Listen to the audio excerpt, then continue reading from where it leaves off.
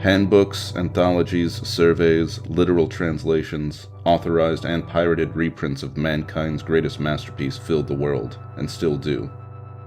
Almost immediately, reality caved in at more than one point. The truth is, it wanted to cave in. 10 years ago, any symmetry, any system with an appearance of order, dialectical materialism, anti-Semitism, Nazism, could spellbind and hypnotize mankind. How could the world not fall under the sway of Tlön? How could it not yield to the vast and minutely detailed evidence of an ordered planet? It would be futile to reply that reality is also orderly. Perhaps it is, but orderly in accordance with divine laws. Read inhuman laws. That we can never quite manage to penetrate. Tlön may well be a labyrinth, but it is a labyrinth forged by men, a labyrinth destined to be deciphered by men.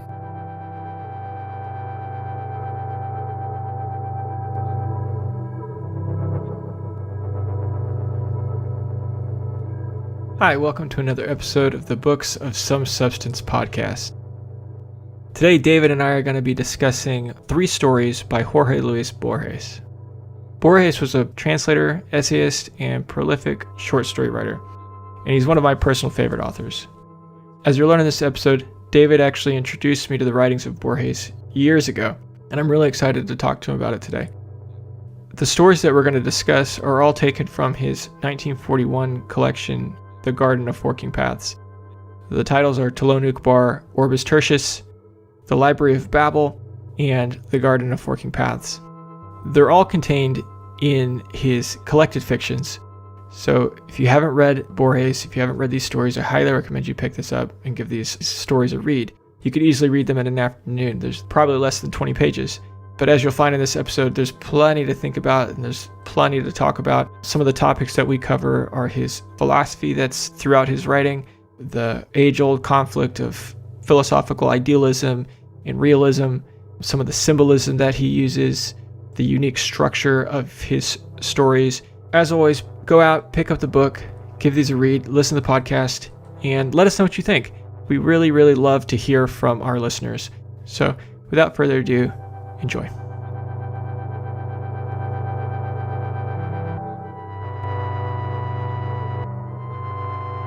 You're kind of thrown into a very heady academic world, and it's only slowly that it reveals what it's about, and usually in the end, it kind of hits it home.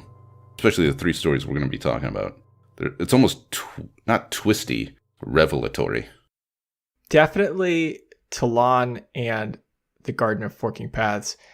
The Library of Babel, I've read a handful of times, and it always kind of escapes me. There's a lot of like little details. And I feel like in all of these, in a way, there's like this really rapid world building. Yeah. Like this, it's so like quick. a survey of an entire world. Yeah. And then a story inside of that in whatever it is, 5-6 pages. The quote that we almost started the episode with at the intro, I'll just give that a quick read one more time here. So these 3 stories come from the book called The Garden of Forking Paths, and Borges wrote a foreword to it in 1941. I think this is one of his more famous quotes in terms of why he never wrote a longer piece of fiction or a novel. And maybe he said it elsewhere similarly. I don't know.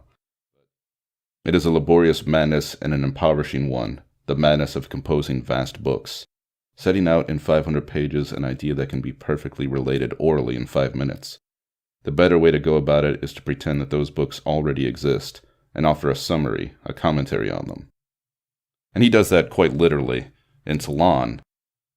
But that idea of just compounding worlds into a few sentences or a paragraph, he does just unbelievably well. Unbelievably well. I'm going to ask you in a second to try to summarize Tlön Uqbar, but before we get into that, I mean, I can't stress enough how powerful I find these stories and how complete and compelling and humorous. Yes. There's so much that he packs into these 5 or 6 pages that seems impossible. And a lot of it is, things that he doesn't say, or he insinuates about some other fiction, some other commentary about some fiction that doesn't exist, and manages to, if it, in my mind, to do this without it being pretentious or heady, even though at the same time it is very heady. But there's like this, I always feel like this light humor about it. Like it's very fun to read Borges. Yeah. Even if you don't get half the references, which, like, I mean, half of them are invented anyway, Yeah. But even if you don't get half of the real ones, like, it's still, because I think the first time I read it, I had a high school teacher who was really into Borges and had us read The Garden of Forking Paths, which I think is a really good story to start with. In terms of like getting a sense of what he does, because it has a bit of a detective flair to it. Mm-hmm.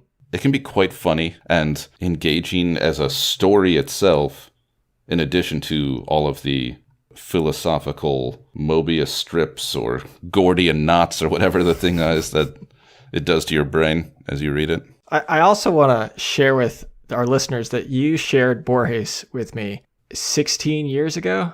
Wow. Damn. Okay. Was this in Daegu? Yeah. Oh, wow. In Korea, Okay. you're like, you have to read Borges. And I have that book with post-it notes in there for the stories that you told me I needed to read. Oh, really? Because, this book there's hundreds of stories in here probably. Yeah, so we're reading from the Collected Fictions, Andrew Hurley translated big blue book that I think most people own. Most people or have should a own copy it. of. I mean, sometimes I just pick it up, turn it to a random story, and just read that story if I want, just a little piece of Borges in my night. Before we'll get into these stories, I promise. Yeah. Borges has such a specific style of writing, and he has such specific symbols and themes that he returns to over and over, and uses these themes to kind of like build out his worlds and build out his philosophy. And I think there's a lot of kind of his philosophy woven into these things like labyrinths, mirrors, what else? His obsession with time, I would say the idea of infinity, which we'll get to, coincidence, which is another one. Dreams are huge. He has a very odd obsession with the philosophical conflict between realism and idealism. I'm glad you brought that up. Which is always a lot of fun. Yeah, that's a good one to talk about, especially because I know you are a borderline solipsist. And the world is my idea, as idealists like to say. That's the true solipsist. The idealist is more, at least if it's like I don't know how to make the adjective, Berkeleyan. Berkeley's the one who said that. The world is my idea. And then Schopenhauer said it too. But Berkeley also eventually fell into the divine fallacy, which is that to explain how people share reality. Yeah. Well, there's got to be a God. There's got to be a mastermind. There's got to be a God, because this is all a master idea who's just to keep this it consistent. Wandering perceiver. Yeah. And we are all perceiving within God's perception. Within its perception. Yeah. Yeah. Love that idea. The thing about Borges is he doesn't seem to really believe any of this stuff.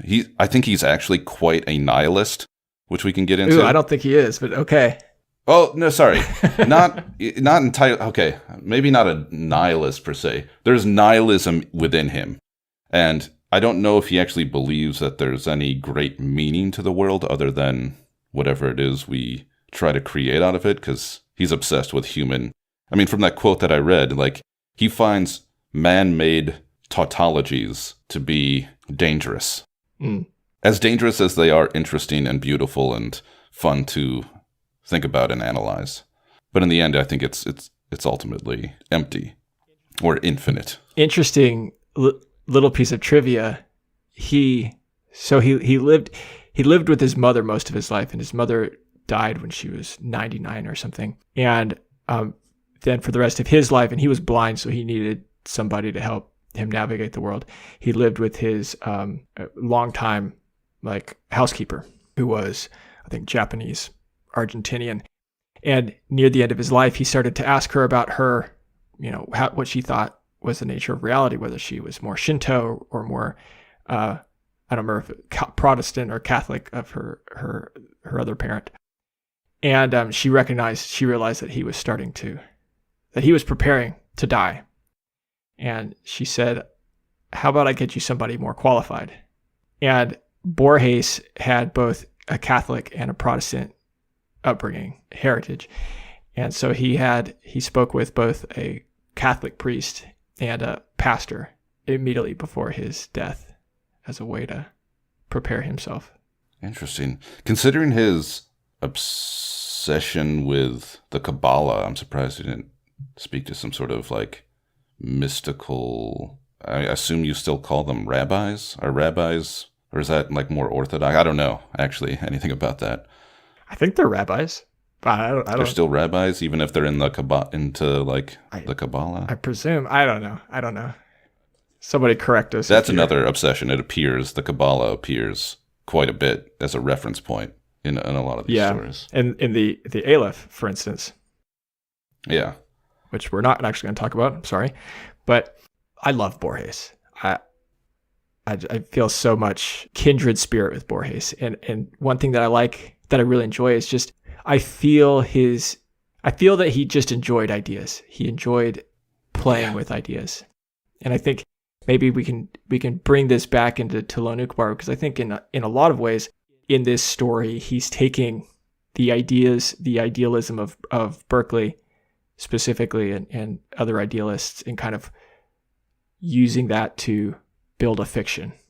That's exactly what he's doing. So, yeah, why don't we jump right in there and start with Tlön Uqbar and my poor pronunciation, Orbis Tertius or Tertius. Works for me. Fuck. So you wanted me to try to summarize what the story is? Yeah. An author, seemingly Borges, is hanging out with another author pal, and him and his friend notice a mirror troubling the end of a hallway, or some great expression. And his friend quotes something from a book that he read. Can I read it? Which you have, yeah. Read it. So he quotes something off the top of his head. He says, it reminded him of a saying of the heresiarchs of Uqbar: mirrors and copulation are abominable, for they multiply the number of mankind. And so, having never heard the word Uqbar, they sort of get into this conversation. Uqbar apparently is a country somewhere in a vague Middle East that his friend read about in a version of an encyclopedia called the Anglo-American Cyclopedia. And it turns out that Borges has a copy of this cyclopedia. They look at it, and of course, Uqbar does not exist. Well, he throws little details in here also. I love that encyclopedia itself, I don't know if this is real or not, but in the story, that encyclopedia is like a knockoff reprint of the Encyclopedia Britannica. And then this is a knockoff of that knockoff, because it has this false entry of Uqbar in it. Eventually, his buddy finds the book that he owns, and they look through it, and it reads like an encyclopedia. It goes through this land of Uqbar, and it has a little bit of information about it. And in the section on its literature, it says specifically, so the section titled Language and Literature was brief. One memorable feature, the article said, that the literature of Uqbar was a literature of fantasy, and that its epics and legends never referred to reality, but rather to the two imaginary realms of Muknaz and Tlon. Right? So Tlon is an imaginary world inside of this country that has a reference point in what seems to be a joke version of an encyclopedia. So that's where we're at least within the first 2 pages of the book, of the story, right? And then some time passes, and a volume on the Encyclopedia of Tlon appears in the world, and Borges talks about its discovery and its divinity, and it's part of a larger collection of encyclopedia about this fictional world inside of this fictional country's literature.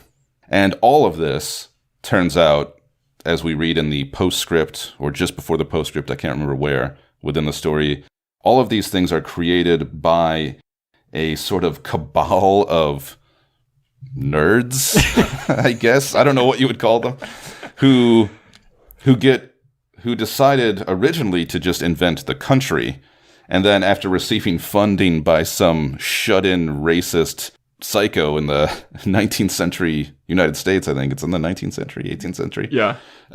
Funds them to create this secret society because he thinks a country is too small of an invention. So they decide to create this entire world inside of this country. So so the entire, I may have missed this, the entire world is Tlön. Tlon. Or Tlon. So they invent Tlon.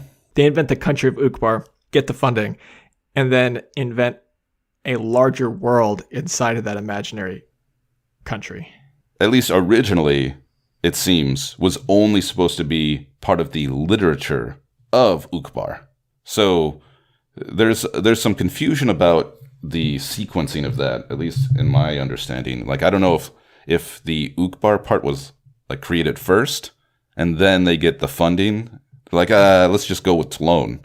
Or if Tlön is still just a step removed from another fictional thing.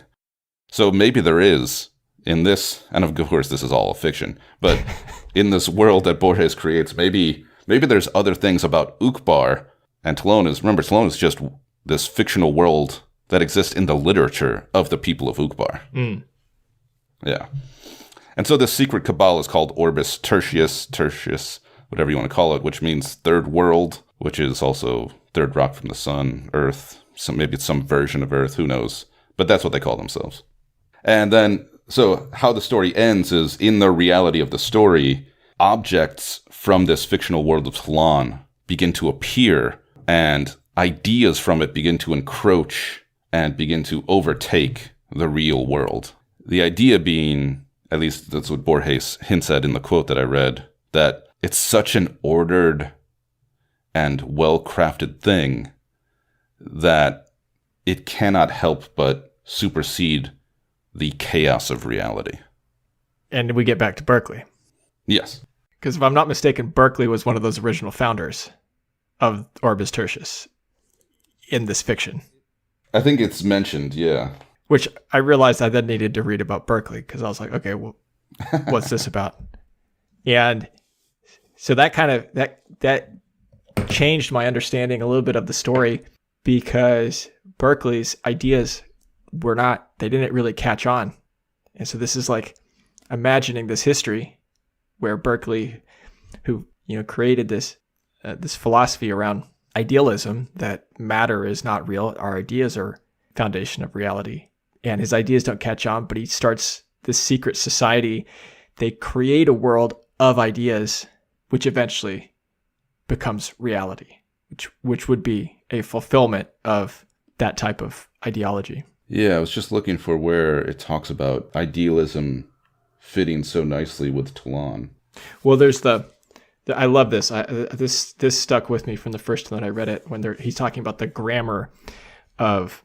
So is he talking about the grammar of Uqbar or the grammar of Tlön? Oh, this is where he talks about Berkeley also. Yeah, he's talking about Tlön and how the northern hemisphere and the southern hemisphere of the planet have two very different ways to approach grammar. Can I just read this paragraph? Please. Hume declared for all time that while Berkeley's arguments admit not the slightest refutation, they inspire not the slightest conviction. I agree with that. Which is a beautiful sentence. That pronouncement is entirely true with respect to the Earth, entirely false with respect to Tlön.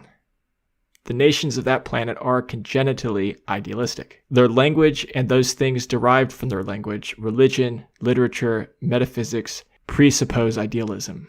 For the people of Tlön, the world is not an amalgam of objects in space. It is a heterogeneous series of independent acts. The world is successive, temporal, but not spatial. There are no nouns in the conjectural Ursprach of Tlön, from which its present-day languages and dialects derive. There are impersonal verbs modified by monosyllabic suffixes or prefixes, functioning as adverbs. For example, there is no noun that corresponds to our word moon, but there is a verb which in English would be to moonate, or to enmoon. The moon rose above the river is, this is a good one to choose to read, is Halor Ufang Axaxaxas Mlo, or as Zul Solar succinctly translates, upward behind the on-streaming it mooned. Which is, on the one hand, I don't know, listening to myself read that felt very kind of like academic, and I'm like, what am I reading? But then it culminates with this sentence that is one of my favorite sentences, I think, in all of literature. Upward behind the on-streaming, it mooned. And to me, it's funny. It's and funny. Silly. It's funny. It takes the ideas of idealism to the extreme, to like, what would that mean exactly to language if idealism was absolutely true? Mm-hmm. It would destroy the idea of nouns because things don't really exist. Mm-hmm. They're just perceived. Everything is done through perception. Everything is being acted upon in some way. Mm-hmm. It's quite fun and silly.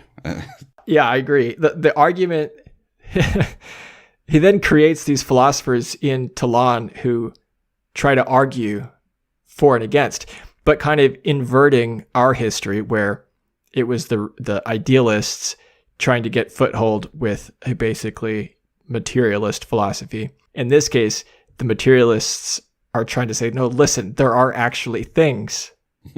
It's not just ideas. And he goes even further, and I think it's like the next page over, he talks about the different schools of philosophy and their approach to time is really interesting as well.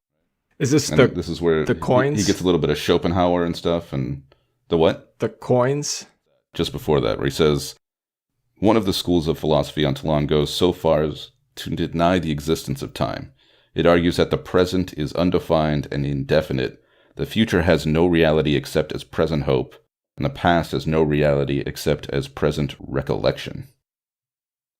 Another school posits that all time has already passed, so that our life is but the crepuscular memory or crepuscular reflection, doubtlessly distorted and mutilated, of an irrecoverable process. I don't know why that, not only does it sound awesome, it's just such a crazy idea and such a fun thing to think about. And he also, one thing we didn't talk about, there's a lot of Gnosticism in Borges. I've never picked up on that. In a lot of Gnosticism, the idea that the world is this mirror image of the heavens kind of thing.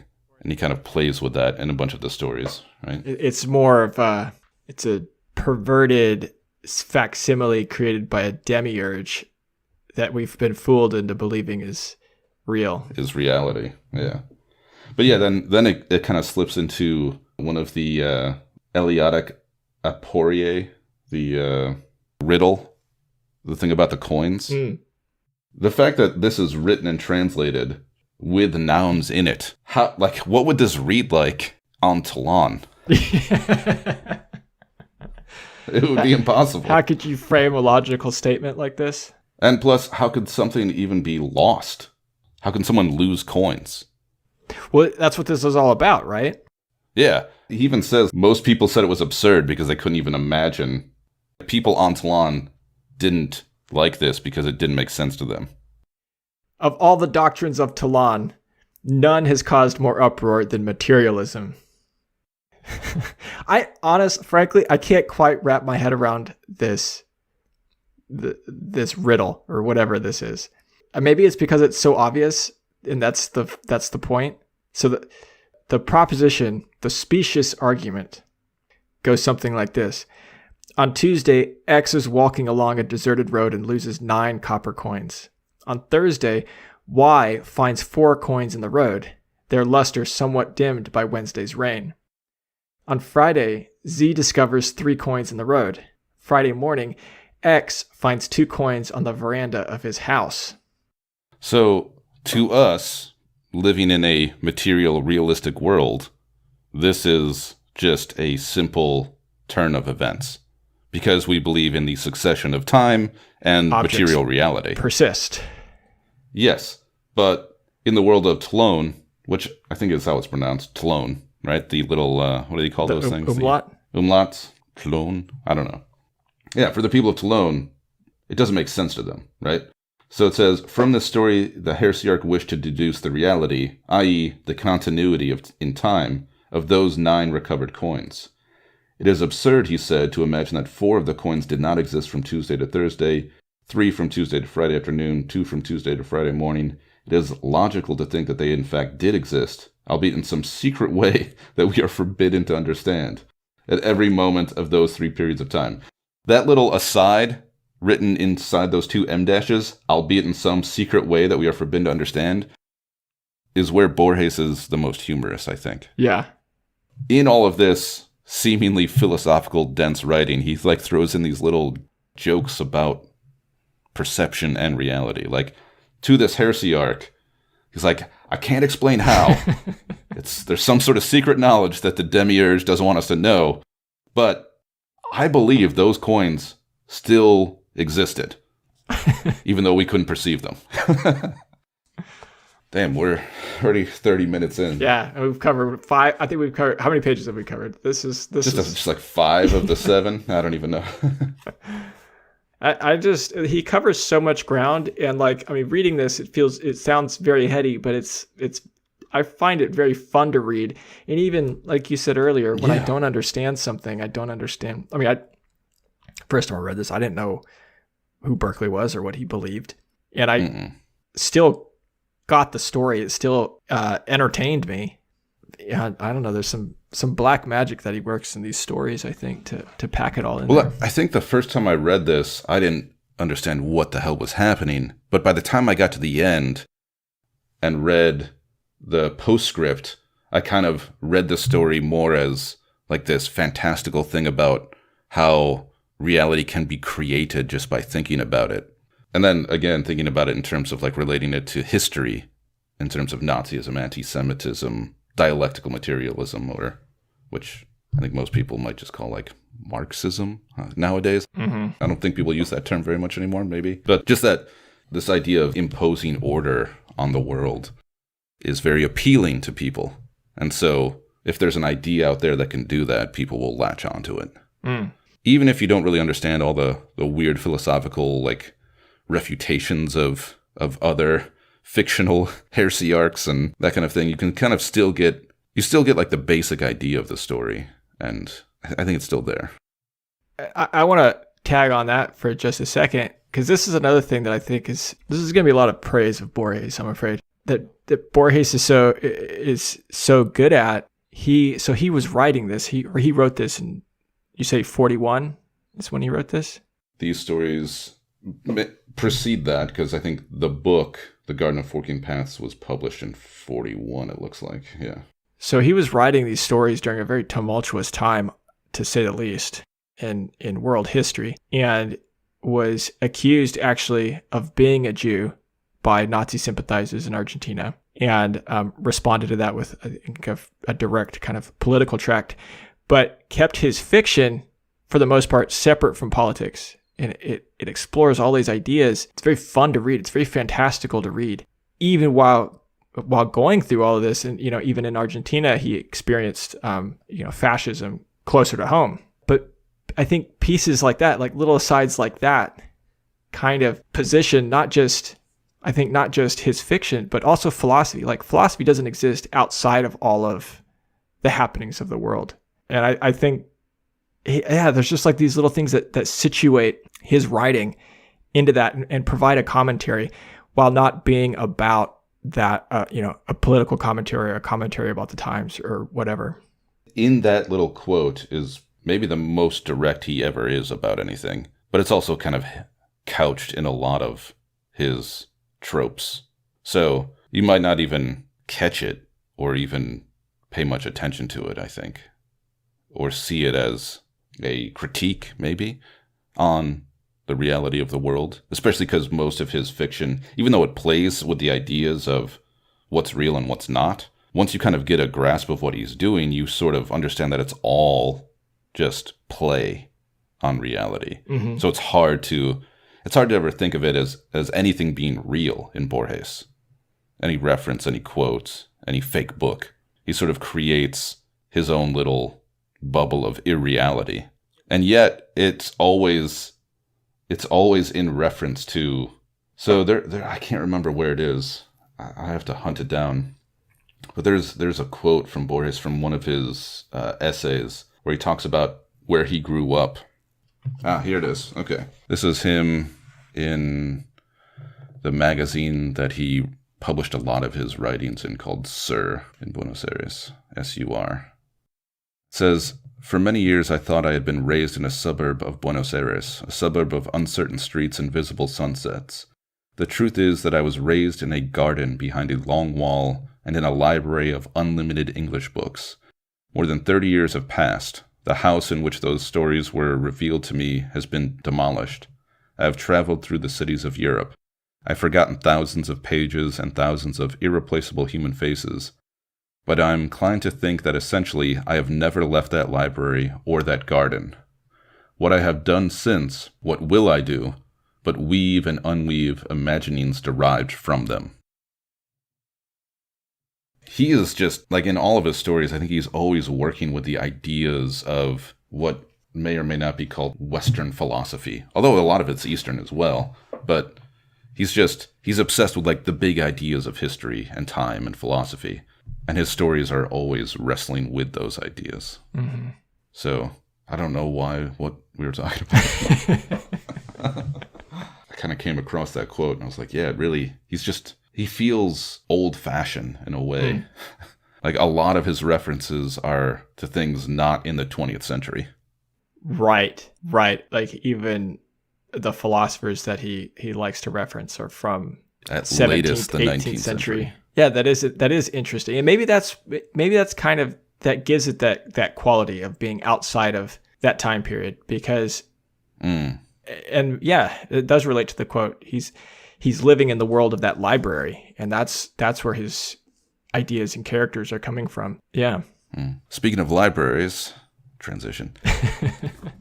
The Library of Babel. You said you didn't see the idea that Borges sort of reveals what he's talking about in the end, and I think he does. I think the last paragraph of the Library of Babel really gets at what this story's about.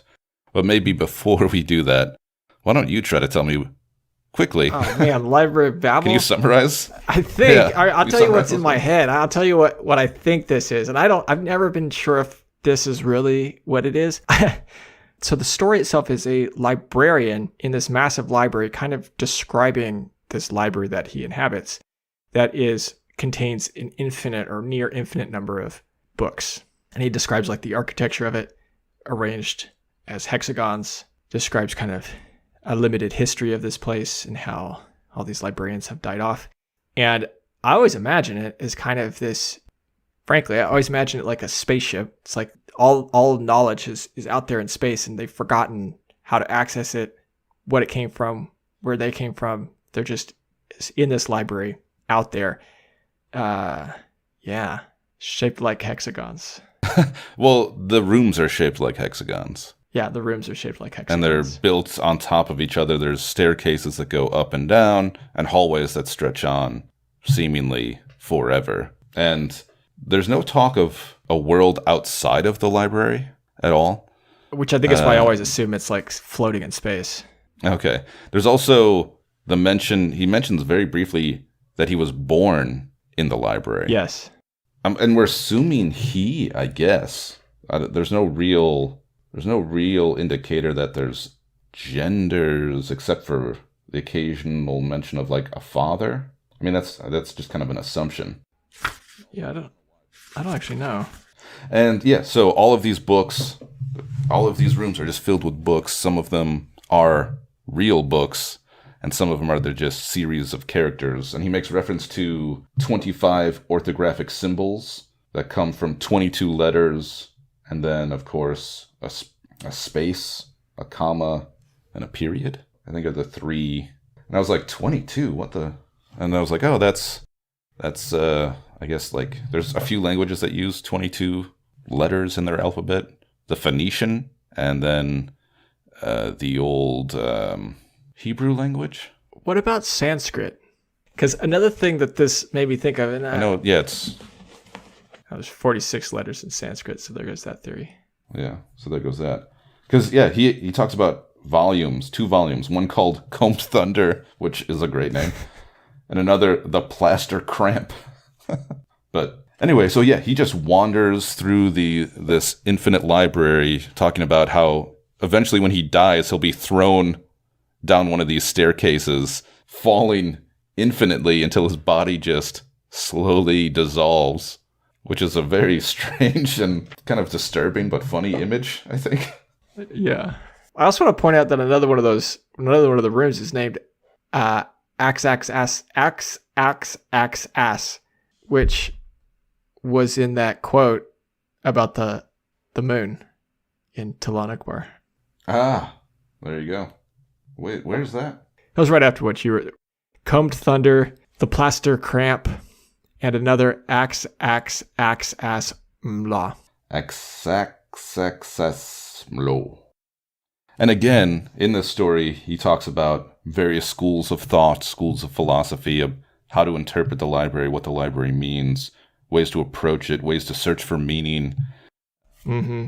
How there's people who think it's pointless and they are set on doing nothing. There's people who are constantly searching for meaning and patterns and throwing die. And apparently there's one book that contains all books, and there's one man who understands all knowledge. And yeah, it's really interesting. Here's one quote which I enjoyed.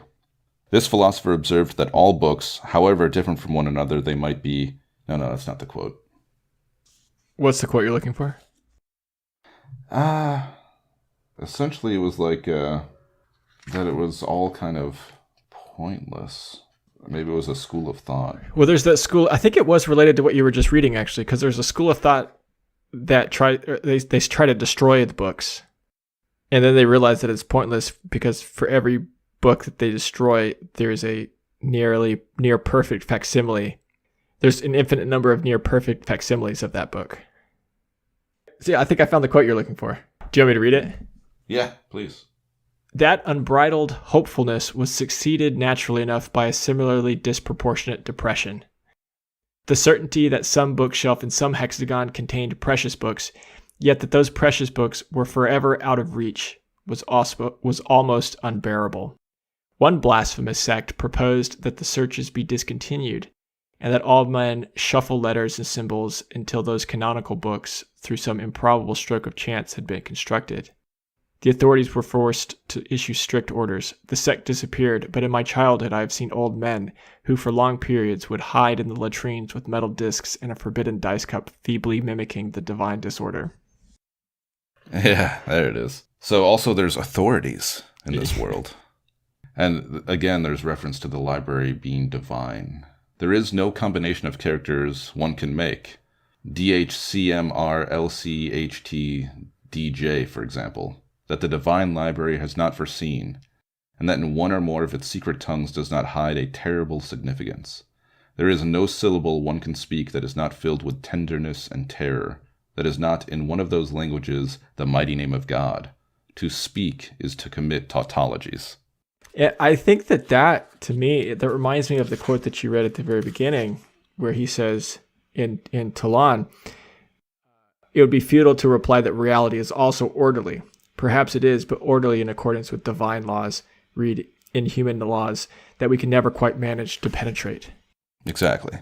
When I mentioned that he was a nihilist, I don't think he's an actual nihilist. I think he just believes that the chaos of the world is ultimately unknowable, no matter how much we try to divine order from it. Yeah. And so I just want to read the last paragraph because I think it's really good and ends in a way that is kind of warm but also sad, which I think a lot of Borges has in him. I have just written the word infinite. I have not included that adjective out of mere rhetorical habit.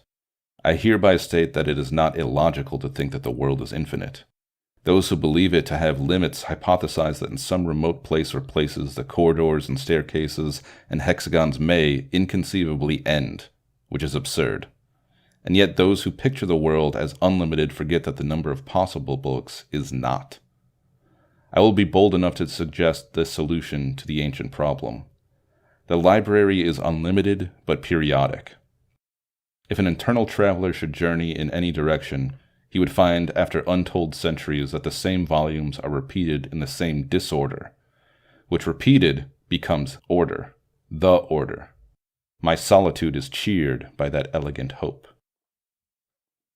I love that. That is so good. This odd hope that there is some sort of pattern. Are you familiar with the game of life? The game of life? No. It was a simple computer program that somebody wrote in the 1970s that simulated at a very, very basic level life processes. And it was based on some basic rules. I don't remember what the rules are exactly, but something like if a white pixel is next to two other white pixels, something happens. And so it starts to, according to these laws, it starts to generate. And it generates a lot of noise, and it seems to just be generating noise. But like that quote, at a certain level, it starts to create order in a way that almost seems magical. Interesting. Yeah. And in the previous quote, the idea that to speak is to commit tautologies is that even if you don't understand the order, you are perceiving the order, which back to Berkeley. is something. Although I guess because Berkeley's idea is that perceiving is knowing. Can you perceive without knowledge? That to be is to perceive and be perceived. Yes. Okay. Yeah. Then what is understanding, and is there a difference? I don't know. Okay. All right, so we move on to our the final story. Yeah, so, sorry, real quickly, the Library of Babel, do you see a sort of an allegory, a metaphor in it? I think knowledge, it is knowledge. We are all born into knowledge. We don't know where the knowledge begins or ends. We don't know how to distinguish true knowledge from false knowledge, but yet we can't escape it. We can't escape knowing something, I think. So that all knowledge is available. It just might be impossible to decipher at times. Yeah. And maybe that's not very elegantly stated on my part. Yeah, I think that's it. I think that's right. But it's also, especially in this story, Borges gets at just the insane difficulty of it because it is seemingly infinite. And to really understand the world may just be a hope, a comforting one. Yeah, your question, what is understanding? What is understanding in the context of this story? Because he talks about these methods, he talks about these sects, he talks about these rules. Yeah.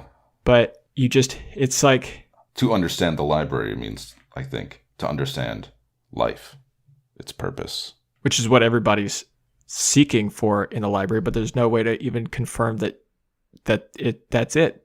Of course. How could there be? And yeah, and maybe this is very Borgesian because he plays with ideas without committing to an idea. Well, what he loves to do is describe other people's. Yeah. And play on them, refute them, alter them, use them to build fictions. And like even his own, have you ever read any of his essays? I haven't. He has an actually. essay called. He has an essay called, I think it's called A New Refutation of Time, which takes a lot of the ideas of Tlön, Uqbar, Orbis Tertius and goes further and talks about how to Berkeley and Hume, the idea of space not existing is good enough, but they still falsely believe in the idea of time. And if you don't believe in space, why should you believe in time? And he kind of goes on and talks a little bit, kind of like from some of the philosophers he talks about in Tlön about time. He sort of talks about different ways to that time is not a reality. Of course, at the end of the entire thing, he has a really famous quote. I'm going to read it because it's fucking dynamite. Cancels out all of the refutations he made. And he even jokes the idea of putting the word new in a refutation of time is kind of contradictory. Wait, isn't that a... Because how could something be new? Isn't that a Stephen Hawking? Doesn't Stephen Hawking do that with one of his titles? I know the old school hip hop band uses the title. A Brief History of Time. A Brief History of Time. Yeah. Okay. Yeah. Brilliant title of a book. Yeah. So I'm going to read this last part, and it's a dynamite quote. You've probably seen it somewhere before. So he's going through these different refutations of time, and then he ends with, and yet, denying temporal succession, denying the self, denying the astronomical universe, our apparent desperations and secret consolations. Our destiny, as contrasted with the hell of Swedenborg or the hell of Tibet mythology, is not frightful by being unreal. It is frightful because it is irreversible and ironclad. Time is the substance I am made of. Time is a river which sweeps me along, but I am the river. It is a tiger which destroys me, but I am the tiger. It is a fire which consumes me, but I am the fire. The world, unfortunately, is real. I, unfortunately, am Borges. So good. And, hot damn, that's awesome. And I think that's one of the things that grounds Borges too with all this philosophy. It is a game that he plays with these ideas, but at the end of the day, I think he's kind of pragmatic. I am here, and that's where this comes from. It's in service of better understanding yourself in the world. Mm-hmm.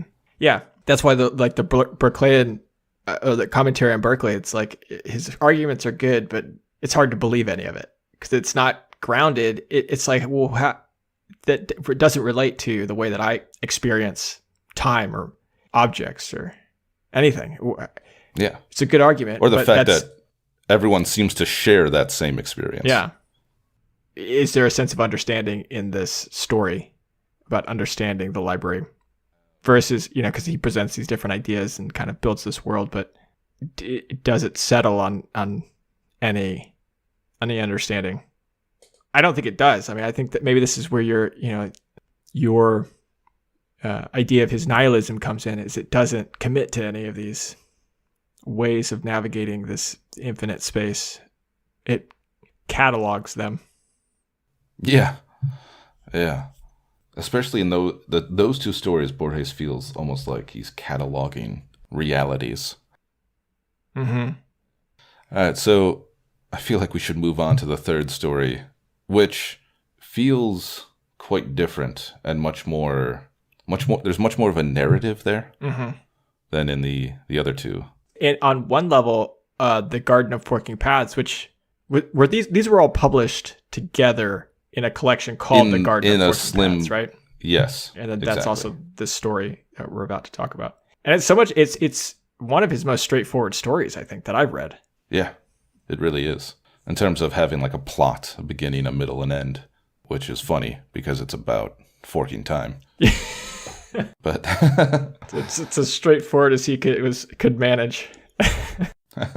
And it's a story, again, that sort of reveals its punch at the very end. So I'll try to summarize this real quick. It's World War I. Our protagonist... Well, sorry. The story is framed, as a lot of Borges stories are, framed by the sort of facade of reality. So like the opening paragraph says that what you're about to read comes from a letter written by the narrator, and this comes from a history book.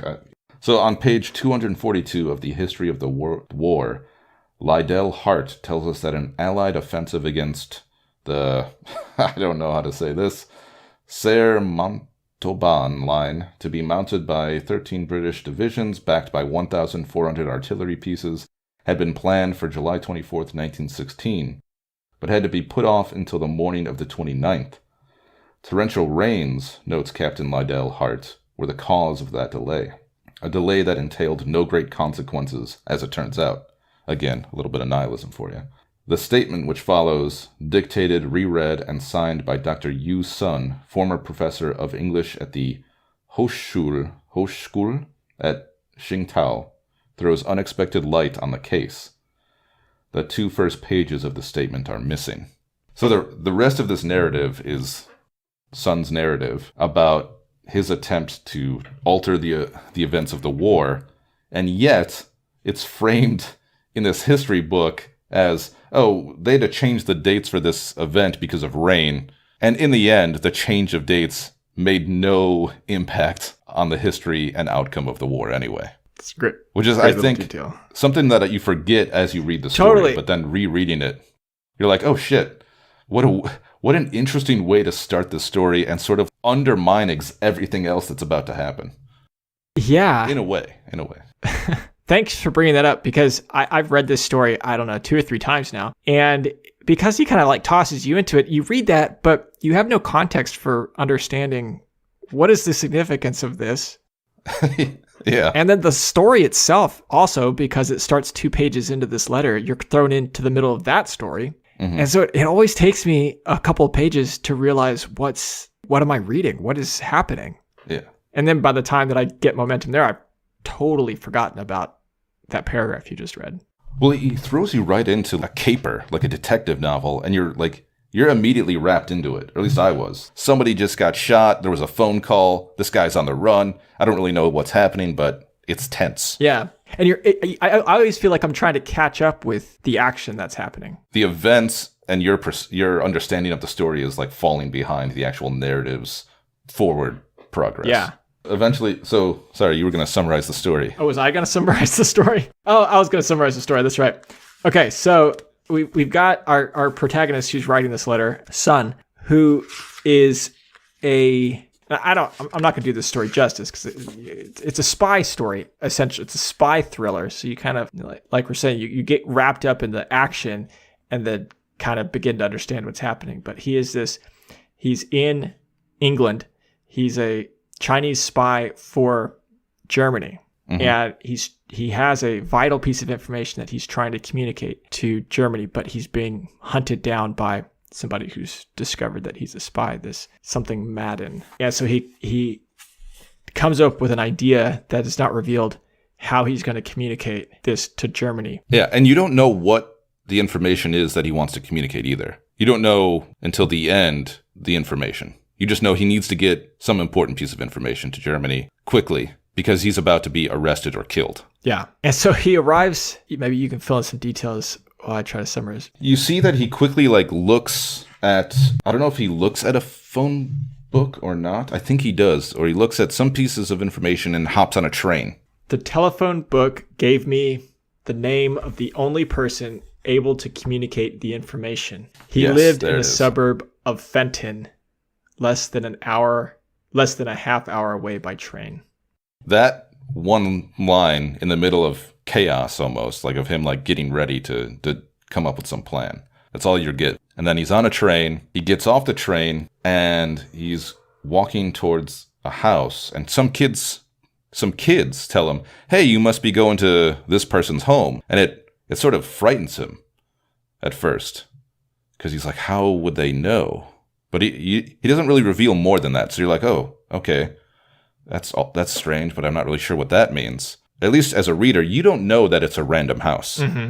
Because the thing about the phone book is oh, he knows where he needs to go. Maybe he knows this person, right? At least that's what I was thinking the first time I read the story, I remember. Yeah, that's fair. I think I was confused. Yeah, maybe just confused. Or you're confused and you're like, all right, he's just going to somebody's house. You don't really know what's happening. But then, yeah, so he gets to this house, first, of course, there's a Borgesian labyrinth. The kids tell him, hey, always go left and you'll get to this guy's house. And the narrator remarks, oh, that reminds me of a certain kind of maze. Always take the left. Is that where he mentions that is it his father or his grandfather was a... I think it's his grandfather. His grandfather or great-grandfather retired to write a novel and create a labyrinth. Not for nothing am I the great-grandson of that Sui Pen who was governor of Yunnan province and who renounced all temporal power in order to write a novel containing more characters than the Hung Lu Meng and construct a labyrinth in which all men would lose their way. And so, yeah, he makes just a quick note of that. And then as he's going there, he hears Chinese music and he's sort of drawn to it. He gets to the home and he's greeted by a tall Englishman who says, oh, you're here to see the garden. And he goes, the garden? What garden? He's like, oh, the garden of forking paths. And then our narrator says, the garden of my ancestors, Sui Pen. You realize that there's oh, okay, this man doesn't seem to know that he is the ancestor. And so this foreign man named Stephen Albert, I don't know if he was a missionary or I can't remember what his role was. He was over in China doing something and became interested in the myth of this man Sui Pen, and realized that he wasn't building a labyrinth and writing a difficult novel separately, but they were in fact one and the same thing. The novel was The Labyrinth, and it was called The Garden of Forking Paths, or it's referred to as The Garden of Forking Paths in a letter that Albert discovers written by Sui Pen, with the note in the letter that's quoted, "I leave to several futures, not to all, my garden of forking paths." And so Albert pieces together that this novel is really a labyrinth, but it's a labyrinth not of space but of time. And so this character is constantly, or you see the various choices this character makes and all of the different sort of timelines that each decision creates. And there's a few times Albert says this thing is kind of like Chekhov's gun. Something like, in one time you are my friend, but in another time you are my enemy, kind of thing. And it's repeated at least twice. And you're like, oh, what the hell does that mean? And I think the second or the third time it's repeated, our narrator here of this letter realizes that Madden is coming down the drive, and so he shoots and kills Albert. And then you're like, holy shit, what the fuck? And then the very last part of the story is you realized that in order to get his information to Germany, he had to get it into the newspaper that a person from China murdered Stephen Albert in his home, and that the city name that Germany was to bomb was known as Albert. And so he passed that information along. And it ends there. And so the frame at the very beginning of the story, we never return to the frame of the history. That's kind of left to be either forgotten or remembered if you happen to remember it. And so like all of this story, all of this world is really, like what we talked about before, it's a footnote in history that had no impact on the war or the world. It's really quite remarkable what he does. I feel like I really appreciate you summarizing that. I feel like I should have read it directly again after I read it.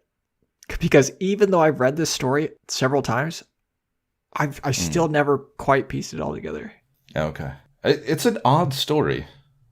I mean, they're all odd. Yeah. They're all, I don't know, Borges to me is like a marker.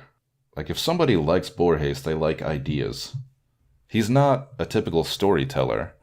It's not your typical literary fiction, and it's not, I mean, it's philosophical, but it's not philosophical in the way a lot of literature is, which is very existential and about... It's not moralistic. Not directly, anyway. Yeah. Yeah. Maybe it's a sort of philosophical fiction, but I think where, like, you know, you have a Camus or a Hesse who's using the novel to advance their philosophical position, Borges uses his short stories to play with philosophical ideas. And big sort of metaphysical and ontological ideas of time and space and self and being, and without being moralistic or, yeah. I think that story is less than the Library of Babel and Tlön, sort of gives you less to sort of wrestle with. It's more about like figuring out the narrative and enjoying how he gets you there, and the philosophical engagement in the background of it. Yeah. It's kind of, and that, I think that's something that I've always, or that I've never quite, I feel like I've always been missing something in this story, because I'm like looking for that other layer of, is this also a garden of forking paths? Or is the Garden of Forking Paths, you know, the book that is talked about, is it just an object in this story? Because so frequently I feel like the idea is I see what in the story itself, as if I could read to the end and realize like, oh, I need to go back and read it again because there's an alternate timeline here that I didn't understand until I finished it, or something like that. And I don't think there is. I don't think there is either. I think that little thing that I read at the beginning that opens the story is sort of the what would sort of serve as like the punchline to the joke being told at the beginning. And so the narrative is great. The ideas of the Garden of Forking Paths that are told, I think, are interesting, but they're never fully developed. But again, a lot of Borges things aren't very developed. They're just kind of talked about or hinted at. Although this one less developed than in Tlön or the Library of Babel, which is just much more analytical of the philosophy, I think. Mm-hmm. And I think that, if you haven't read Borges, but you find this intriguing, I think The Garden of Forking Paths is probably a good place to start because it has a plot. It's engaging as a story. And he still plays with some of these ideas that he devotes, a larger proportion of the very short number of pages of each story to. Yeah. That story was my gateway into Borges. I think it was the first one I read. It may be my favorite story. Certainly one that sticks with me the most. We didn't talk about today, but it's actually Pierre Menard. Yeah. Also in this collection, which I read the other stories in this collection, some of which I hadn't read before, and I liked all of them. One of my favorite stories is the one that's incredibly short called A Dialogue About a Dialogue. Is that one where he's talking to himself? Borges and I is where I think he talks to like a version of himself. Okay. And let me open up Dialogue of a Dialogue and just read it because I think it's very short. So it's on the page, if you got your book, 295. You see a character A, a character Z, and then a character A in sort of conversation. And it says, absorbed in our discussion of immortality, we had let light fall without lighting the lamp, and we couldn't see each other's faces. With an offhandedness or gentleness more convincing than passion would have been, Macedonia Fernandez's voice said once more that the soul is immortal. He assured me that the death of the body is altogether insignificant, and that dying has to be the most important thing that can happen to a man. I was playing with Macedonia's pocket knife, opening and closing it. A nearby accordion was infinitely dispatching La Comparsita, that dismaying trifle that so many people like because it's been misrepresented to them as being old. I suggested to Macedonia that we kill ourselves so we might have our discussion without all that racket. Z, mockingly, but I suspect that at the last moment you reconsidered. A, now deep in mysticism. Quite frankly, I don't remember whether we committed suicide that night or not. Oh, man. I love Borges. He is my favorite writer. Yeah. I've never read someone more repeatedly and with such pleasure each time. It doesn't hurt that was a story and that was less than half a page. Yeah. And yet it contains so much that is Borges. Yeah. The humor, the reference to something that is Argentinian sometimes, or Uruguayan, I think is that kind of music. Mm-hmm. A reference to another author, mysticism, infinity, and a sort of confusion about reality, all in less than a page. I know we're at time, and we probably need to wrap this up, but I wanted to ask you two things. So, two authors came to mind, not favorably for me. Mm-hmm. One, I recently picked Borges back up after reading Rings of Saturn by Sebald because he talks about, I believe it's Tlön Uqbar, I think at the beginning of that book. And I think in a way that there's a similarity between Sebald and Borges in that they play with form. There's kind of this Borges is often the character in his story. There's this bleed over between fiction and nonfiction, and they're both very kind of scholarly in tone. And the other person that came to mind was Ursula K. Le Guin for these sort of speculative fiction, hey, let's take this idea and then build a world out of it. And so for me, well, I guess my question is, do you see those connections between those authors, and what's the difference if you do see those connections? I think I can see, maybe it's been a while since I've read Le Guin, and I haven't reread her because the two books we tried to read, I just didn't like. I know people love her. Maybe I'll give it another shot in the future and it'll make sense, but I don't, anyway. But yeah, it's hard for me to see a connection between Borges and her writing, or at least the two books that I've read, because I think anyone that tries to do what he does in a large novel is going to fail automatically, because one of the reasons why I think it's so successful is because it leaves you wanting more. There's this succinctness, and the brevity is part of its appeal. Even if you end up reading a lot of Borges at one time, like a lot of different stories, there's enough variety that you don't feel burdened by it. Or at least I don't think so. Mm-hmm. And because each story begins and ends rather quickly, there's nothing overly long. So I think the brevity aids in more than one way in terms of reader attention, but also in the fact that the world's not overly explored to the point of boredom or it sort of contradicting itself or anything like that. Mm-hmm. In Sebald, I can see it being similar. And again, I've only read the 2 books by him, and both of those books are broken up into what are more or less short stories or chapters, even though they sort of share a similar voice and a similar idea. But Sebald is much more attached to reality. Even though the book itself sort of play with what's real and what's not, the writing itself, the story that you're engaged in, is very much presented as being real and is about real concerns. Human endeavor, pain, memory, loneliness, attachment, decay, whatever it is. It's much more focused on human experience. Even though it's kind of cold, the way Borges can be cold, human experience, I think. Whereas Borges is grander in his approach and far more fantastical. Yeah. To me, one of the things that makes Borges special and different, especially from Sebald, is that element of fantasy and humor. And I wonder if dealing with the subjects that Borges deals with, whatever it is, idealism, fragmented time, infinity, time, whatever it is, if he was dealing with those in a sort of self-serious way, if it would lose the charm. Yeah, I think it definitely would. Borges approaches it the way it should be approached, it's borderline absurd what human existence is. Yeah. And thinking about these ideas that... So let's explore some other absurd ideas.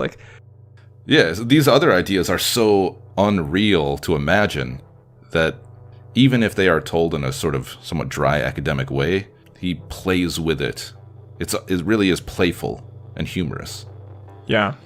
Anyway, so there's not a bad time to read Borges, so take an excuse. Take this excuse, I guess, and go read it.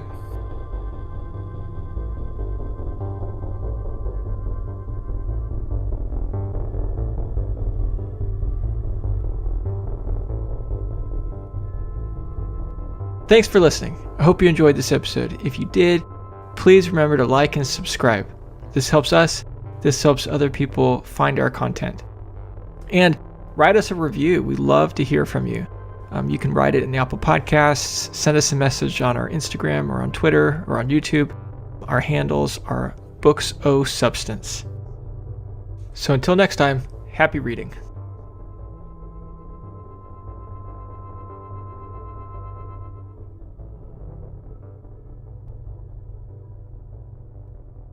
Do you say futile or feudal? I think I say both. Me too. But it sounds weird to say futile. It's futile. Right? It sounds too much like a Bond villain. Yeah. It would be feudal. Now it sounds like I'm forcing it. I don't know how to sound natural. I understand the problem. Fuck.